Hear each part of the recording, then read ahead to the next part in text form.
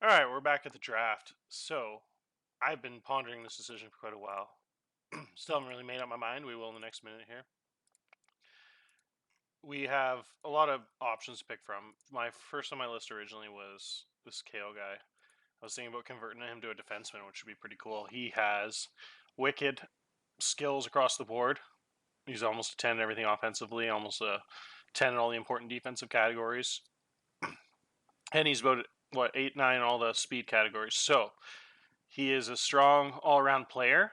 He has good getting open and screening and finishing ability. So he's actually got tad higher goal scoring ability than playmaking, which is pretty impressive.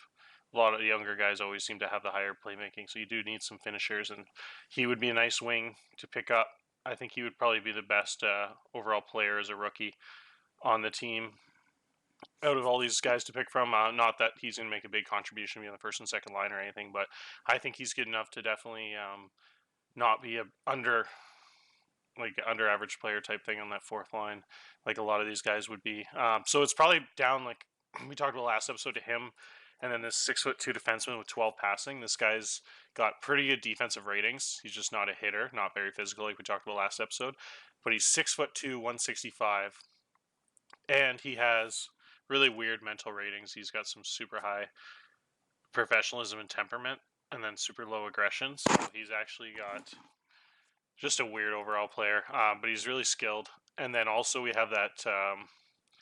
Where'd he go here? There's a 6'2" right winger. I don't know if I've seen much of this guy yet. Shoot, this guy is actually really nice too. Probably not quite as strong as the other guys though. The best goalie in the draft left would be this guy, who's pretty similar to the guy I took last year at the end of the first round. I haven't seen this guy yet either. I think this is probably another guy we could take a look at. He's a pretty good all-around player. Not a strong skater, but he's got some good acceleration at least. And he has 9 across the board on the offensive and the important defensive categories. Just has not a lot of checking and hitting, and couldn't play center with his 4 face-off. So, and then this last guy I think we want to take a look at here is a really good passer, and he's another guy that has some decent mental ratings there. Good passer. He actually can hit pretty well. He's a physical player, 6'1", 183, and actually lays the thunder a little bit. He just doesn't have great positioning on defense, and he also isn't a good finisher on offense. So he's actually probably more of a centered prospect. His faceoff's a little bit low too at 6, and he's not a great skater, so he's not as good as you kind of looked initially there. But I think we're down to taking either the 6'2" offensive defenseman, this little compact all-around winger who's actually rated as the best current player in the draft left, and then this winger here would probably be my third option. I think he is the best finisher that I've seen in the draft that actually has some projectability with size and speed. So I kind of keep thinking it over and over in my head, but it's important we get this pick right because we don't have a lot of young talent. We really need some solid young guys to build around. I think I'm actually going to go with Chris Kuhn here because he probably is the most well-rounded offensive finisher in the draft, where he also could probably be a guy that contributes early. Good strides and strength and speed combination at 6'2". Probably going to be a big body wingman there in a couple of years. Just need to throw in about 20 pounds there and probably grow an inch or two, and next thing you know, he'll be quite the player. He's got really strong leadership too, so he's probably a guy that's a future captain. Probably wouldn't be surprised if that leadership got to 12, 13 in a couple of years. So I think he is going to be the guy we go with here. So I just, it's a really tough decision. He's just, I think, too good to pass up with that big frame and the goal scoring ability. That's kind of the realistic guy that goes in real life. Those tall, big body guys in the first round that have a lot of potential there. The other guy's 5'8". Not that I care that much about height, but seems like a realistic choice. I really like the idea. He's from Toronto, Ontario, left-hand shot. We are going to go with Chris Kuhn here. And then we're going to go pick until human. So we're going to pick again at the second round here. I could be wrong here, but I didn't think I had another second round pick. That's fantastic. I thought we just had the one second round pick this year. I might have misread this. So, oh, that's right. Okay, we do have this just a 1 second round pick, but since it's Sarnia's, is actually a lot higher. We trade away ours and then got Sarnia's back, so we have a high 2nd round pick, which is fantastic. I didn't read that correctly. So that's amazing. We only lost 3 picks in between. It wasn't any of those guys we were going to pick. This guy that was actually at the top of that list there did go to the next pick, and then I didn't even have this guy in consideration at all. That's a nice little defenseman, actually. Nice thick body there. Able to play a little bit of defense. Not great defensive read though, but he's a really good passer. That's a nice pick. And then this goalie, probably the best goalie left in the draft there, 6'2". But we didn't need a goalie that high. We just took one in the first round last year, so we'll probably wait till next year at least to pick a goalie in the first couple of rounds. So that's amazing. I'm really excited about that. So now that gives us an opportunity to pick Kale again. But it also gives an opportunity to pick that defenseman. So none of those guys we were looking at really went. So it's pretty much equivalent to getting 2 first-round picks here, which is really cool. We also don't want to forget about Jordan Skull, who originally, when I first looked at this list, was kind of actually my number one, just because his offense ability was so good. And his speed is 6'1" with 11 speed and 11 puck handling. He's a really talented middle of the ice player. It's just the more you inspect him, he doesn't have great defensive ability, and it's just his skating is pretty good, but he didn't stand out a ton against those other guys, and it's just since he's such a weak defensive player, I wasn't a big fan of his, but he is really talented, and he's a guy we really should consider here. Again, he has 11 screening, 11 puck handling, has some really good skills. He'd probably be about 6'3", 190 in a couple of years, another big body guy. So we picked him and that Kuhn guy back to back here. We'd get a nice, probably future first line there, a couple offensive players. I also kind of want to. It's really hard to pass up on this defenseman, though. I really like him. 12 passing is about the only guy I've seen with a green rating there on offense. And at 6'2", he's another guy that would be like 6'4", 190 most likely. Really good temperament, professionalism, low leadership though, low bravery. Just a weird, non-physical player, but very talented, really good passer. That could be like 15, 16 passing potentially in a few years. So that's a really tough call. I also think we can kind of look at this right hand of no, he's just not good enough to go at this point in the draft. I think we got to go with Kale. I was super close to taking him in the first round. So he's a guy that we could either keep at left wing. We could probably move him to center. And we could also probably even consider moving him to the left defensive spot, where it would take about a year to get him up to enough experience where he'd be able to play there well, and then he'd probably take over and be a really good defenseman for a couple of years. He's a really balanced all-around player. I'd like to see him in a couple of years as a defensive player. Would be pretty cool. He has size stamina, which is good. He could log those top 4 defenseman minutes. He's a good hitter. I really like him a lot. This is a really tough call. There's a lot of talent on the board here. I didn't even realize there was a 5-star player here in the draft. Did I read that wrong? Who did I just click on? Virtue. Oh, okay, so 3.5. So is that not fully scouted there? That is fully scouted. Wow, that's a lot of potential there. Don't know why this guy's potential is so high. 9 speed. That's a guy we'll probably consider later in the 2nd or 3rd round. Those guys just aren't quite good enough to consider doing this high. This passing really intrigues me. I haven't seen this guy. I really like that passing ability, but it doesn't have a lot else. Although, yeah, he's just not a physical player. Doesn't really have a lot of goal scoring qualities of getting open, screening. Not that those matter as much for defensive players, but it is, and he's pretty weak acceleration agility, although 10 speed is pretty nice still. Almost 6 feet tall. There's a lot of qualities I like there. Also has a good mental rating overall. Nice player. I like that guy. Let's kind of keep looking here. It's really hard. A lot of this is just guesswork because you don't know which guys can grow 6, 7 inches, which guys stay short, which guys grow into monsters. This guy is really intriguing. That's really high defensive ratings. That is really interesting. Really balanced offensive ratings. He's from Brampton there, Kevin Wilder. So he's fully scouted. 5'10", 186. That's super weird.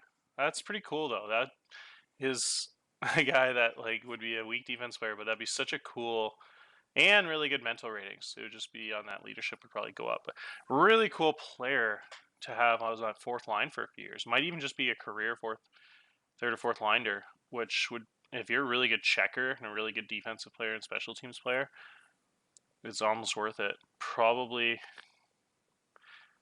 be that defensive enforcer. Yeah, because you look at his agitator ratings is by far his highest, so you could probably just keep him as an agitator for a few years. I think you probably get him in the next round, though. I don't think you want to take him over Kevin Wilder. Let's remember that name. I don't think you want to take him over these talented wingers. It's just a fourth line guy, because these guys are guys that would be a second line guy in a couple of years. So I think we'll probably aim to keep Wilder in the next round or whatever. I'll just make sure I write down his name here. So it's down to Skull, I think. Oh, that's good ratings. After looking at a couple of those lower second, third, fourth round guys coming back up to Skull's ratings, kind of opens your eyes even more. 11 screening, 11 puck handling, 11 speed, 14 determination. Gosh. Reminds me of Jack Studnicka quite a bit. Huh. And then Turbide. Boy, oh boy, this is a tough decision. Turbide, I think, is the pick here. The more I look about these ratings, I think that skating ability is just too high to pass up on from a 6'2" player here. He's going to be such a good skater, such a good defensive player, and such good passing. Not really any big weaknesses other than his hitting, but you don't need everybody in your team to be a hitter. Having an offensive defenseman, 6'3", 6'4", 180, 190. Yeah, I think he's too good to pass up here. You don't need every defenseman to be physical. So he's like a first-line defensive player pairing in a couple of years. He's too talented, I think, to pass up here. So we're going to go with McBride. Oh, it's so hard to pass up on Kale again, though. This is really a coin flip here. Jeez, that's tough. I can't make up my mind here. Kale, so they just both have the one big weakness. The defenseman is physical play, and Kale is physical stature. Actually, I shouldn't say that. It doesn't, like, it's not like he's 5'5" or 160 or 130. It's like 190 pounds from a 16-year-old. Just turned 16.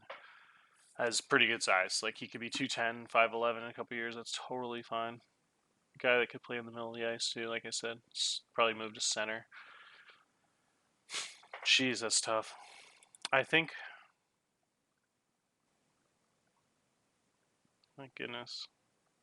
I'm really having trouble making up my mind here.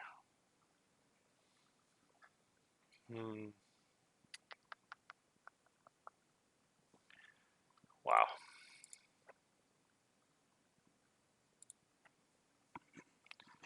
December birthday.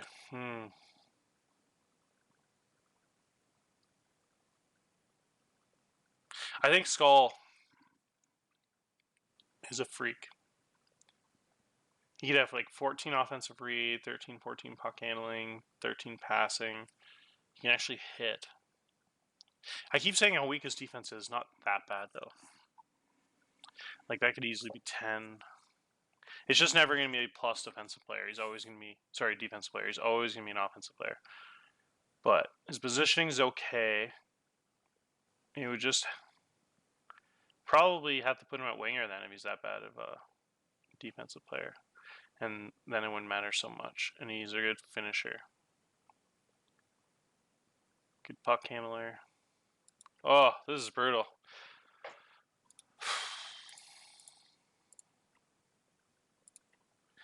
Alright, can Skull... Skull has 8 strength. See, the thing with Skull is he has the height and the physicality. He's just not a great checker, but he's got hitting. But he also has some strength.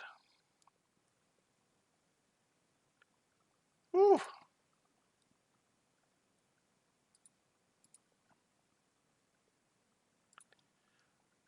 Oh my goodness, I can't.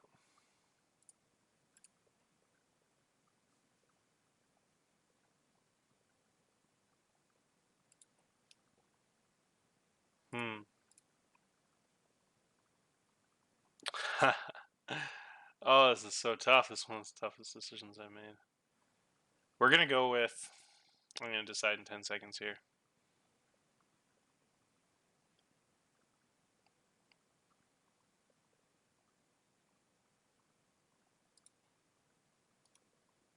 We're gonna go with Kale.